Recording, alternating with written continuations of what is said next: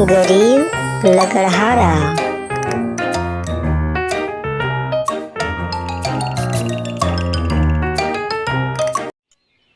एक छोटा सा गांव में एक धन्नू नाम का एक लकड़हारा हुआ करता था। वह यही सा छोटा सा गांव में अपनी खुशी से रहता था। एक दिन धन्नू अपने घर आकर और बैठा हुआ और कुछ मन ही मन सोचने लगा। फिर धन्नू वहां से लकड़ी काटने के लिए जंगल जाने लगता है।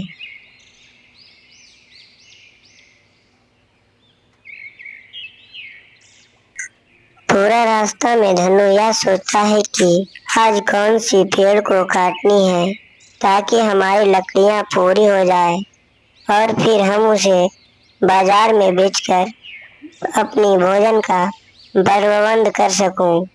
इतना में ही धन्नू जंगल चला जाता है और फिर जाकर एक सूखी टहनी को काटने लगती है और धन्नू वहां लकड़ियां काटता ही रहता है जब तक कि उसका बोझा नहीं हो जाए। फिर धन्नू लकड़ियों का गट्ठर अपने सर पर उठाए और वहां से धीरे धीरे धन्नू जाने लगता है और रास्ते में सोचता हुआ जाता है कि आज तो कैसे करके भी काम चल गया और फिर कल ना जाने कैसे ये होगा।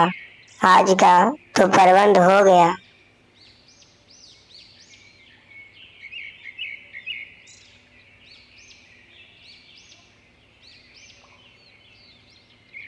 फिर धन्नू अपने घर के पास पहुंच जाता है और घर के अंदर जाकर लकड़ियां के गट्ठर को घर में रख देता है और फिर वहां से सोचकर और बाजार में जाकर बेच आता है।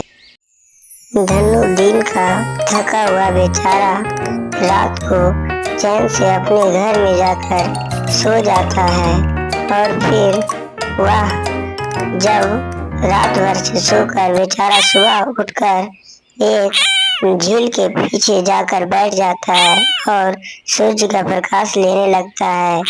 उसके पास एक बिल्ली भी थी जो वहीं साथ में उसकी पास ही बैठा रहता था।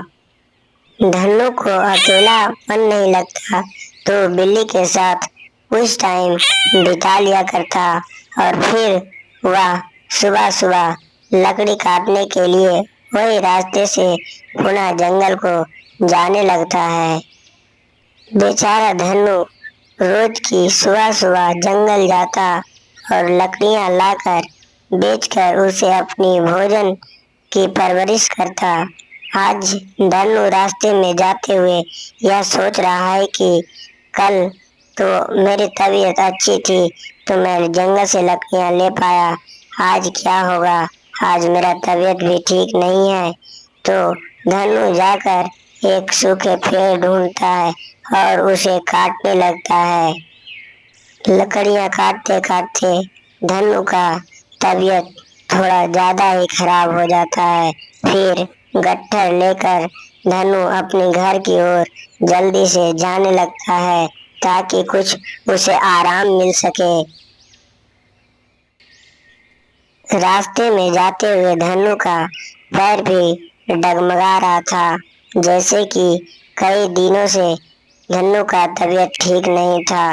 वह जाकर चुपचाप से लकड़ी का गट्ठर वहीं रख देता है घर के पास और जाकर सो जाता है। कुछ देर बाद जब होता है तब उठ बैठ करने के बाद धन्नू आखिरी सांस अपनी